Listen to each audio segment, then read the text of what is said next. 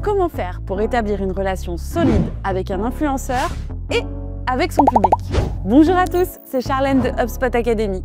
Et juste pour vous, j'ai résumé en 3 points essentiels les questions que les influenceurs se posent avant de décider avec qui ils vont collaborer. Si vous parvenez à maîtriser ces 3 points, vous établirez des relations bien plus durables avec eux. Question numéro 1. Est-ce que cette entreprise est cool? Oui, j'ai dit cool et j'utilise volontairement une expression plutôt décontracte, plutôt chill, voilà, et j'ai une bonne raison.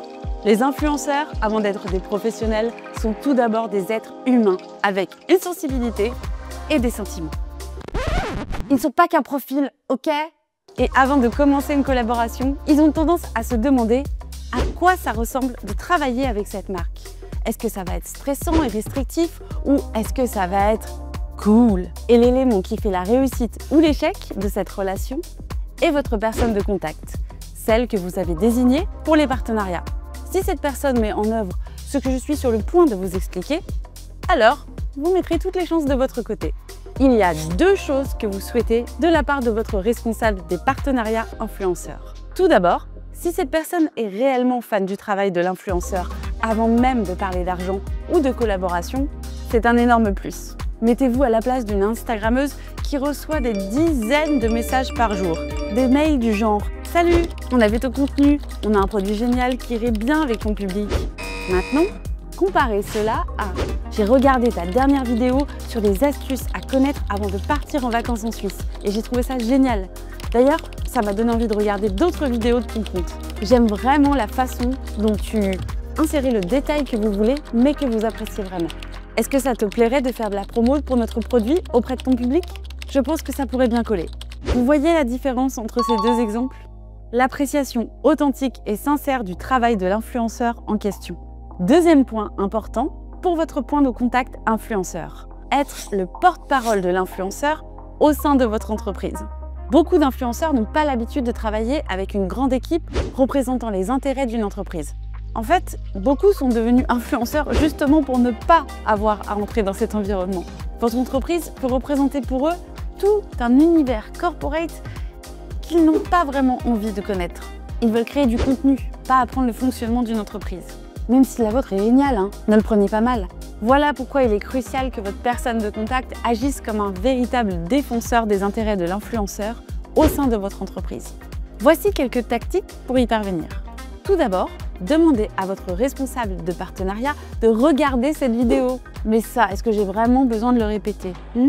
Histoire de bien comprendre qu'avant d'être le point de contact, il faut d'abord être un vrai fan et un porte-parole. Je vous ai également mis en description de cette vidéo un guide pratique concocté par HubSpot sur l'influence marketing. Vous y trouverez tout plein d'astuces et de modèles. Et c'est gratuit, comme d'hab. Alors hop, on télécharge. Je vous recommande également d'établir une période de test pour chaque nouvelle collaboration.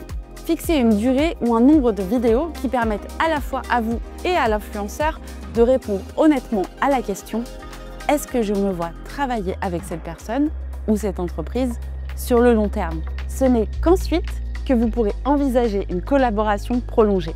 Passons à la deuxième grande question que se posent les influenceurs. Est-ce que ça vaut le coup de travailler avec cette marque? La plus grande peur d'un influenceur est d'être perçu comme un vendu par son public. Car en effet, chaque vidéo sponsorisée a un coût. Et ici, je ne vous parle pas d'argent ou de temps, mais bien du coût relationnel avec son audience. Ce coût peut être plus ou moins élevé en fonction de la proximité du produit avec le public. En général, plus votre produit ou service répond aux besoins de son audience et plus vous êtes cool, plus le coût perçu par l'influenceur est faible. Pour mieux comprendre ce concept, imaginez un baromètre allant de excellent partenariat à mauvais partenariat. Eh bien, il existe une zone que nous nommerons la zone interdite. Zone interdite, zone interdite, zone interdite, zone interdite. Pardon. Une fois que vous entrez dans cette zone, l'influenceur dira non, car le partenariat ne correspond plus à ses valeurs et sera trop coûteux pour son image. Tout ce qui se trouve entre cette ligne et excellent partenariat est une zone où vous avez de la marge pour faire pencher la balance en votre faveur. Voici l'approche à suivre et les leviers sur lesquels vous pouvez jouer pour que les influenceurs soient davantage enclins à travailler avec vous. Petit A, payez plus. sans aucune surprise, tout le monde cherche à gagner des sous. Petit b, simplifiez le processus. Plus vous rendrez la collaboration facile, plus la charge mentale des influenceurs sera faible. Petit c, donnez plus de liberté créative. Même en cas de collaboration, les influenceurs souhaitent continuer à créer du contenu qui leur ressemble. Cela est impossible si la marque donne comme instruction « On veut sponsoriser ce segment de 90 secondes. Voici le script exact. Voici les images à utiliser. Voici ce qu'il faut faire. » Toutefois, la marque, elle aussi, veut s'assurer que l'influenceur va la représenter correctement. Vas-y, fais ce que tu veux. Ce n'est pas non plus une instruction recommandable. La clé est de trouver l'équilibre entre les deux, en tenant compte de vos souhaits en tant que marque et du style de l'influenceur. Question numéro 3. Est-ce que je vais promouvoir un bon produit? Nous passons à la dernière question que votre influenceur se posera avant de, peut-être, collaborer avec vous. Votre produit ou votre service est-il bon? Tout simplement. Rien de pire pour un influenceur que de faire la promo d'un produit de mauvaise qualité et de se faire incendier par sa propre audience à la suite. Leur réputation est ce qu'ils ont de plus précieux. Il est donc essentiel que votre offre soit réellement un gage de qualité. En supposant que ce soit effectivement le cas, dites-le à votre influenceur. Vous connaissez le processus.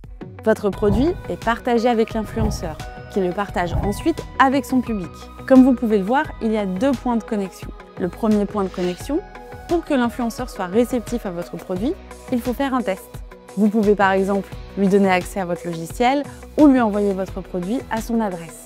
N'oubliez pas qu'il est très important de définir un cadre pour que ce test soit un succès. Donnez à l'influenceur une période précise pour essayer le produit et demandez-lui de l'utiliser dans sa vie quotidienne pour qu'il se fasse un avis réel.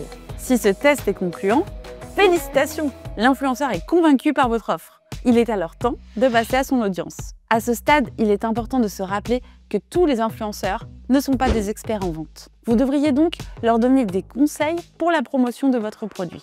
Vous pouvez montrer des exemples de campagnes précédentes qui ont fonctionné en leur partageant des vidéos qui ont eu de bons résultats. Vous pouvez aussi leur proposer des tournures de phrases qui fonctionnent ou des mots-clés essentiels pour faciliter leur processus créatif. Téléchargez le guide en description pour encore plus d'exemples concrets et d'astuces. Astuce bonus, le tapis rouge. Pour ceux qui veulent aller plus loin, voici un conseil bonus. Les entreprises expérimentées en influence marketing ont tendance à dérouler un véritable tapis rouge pour leurs influenceurs en combinant toutes sortes d'avantages. Par exemple, il n'est pas rare que des influenceurs triés sur le volet par une marque aient accès à un groupe privé où ils peuvent recevoir un soutien supplémentaire de la part d'entreprises ou d'autres influenceurs. D'autres mettent en place un système de bonus. Si l'influenceur passe un certain seuil de performance, comme un certain nombre de clics par exemple, il peut recevoir des récompenses incroyables comme des voyages ou des primes en argent. Et voilà! N'oubliez pas de télécharger le guide en description de cette vidéo pour davantage de conseils afin de réussir votre influence marketing. C'est très complet et surtout, c'est gratuit. Et comme d'habitude, n'hésitez pas à liker la vidéo, à vous abonner et à activer la cloche pour ne rien rater de nos prochaines vidéos. C'était Charlène de HubSpot Academy. Salut tout le monde!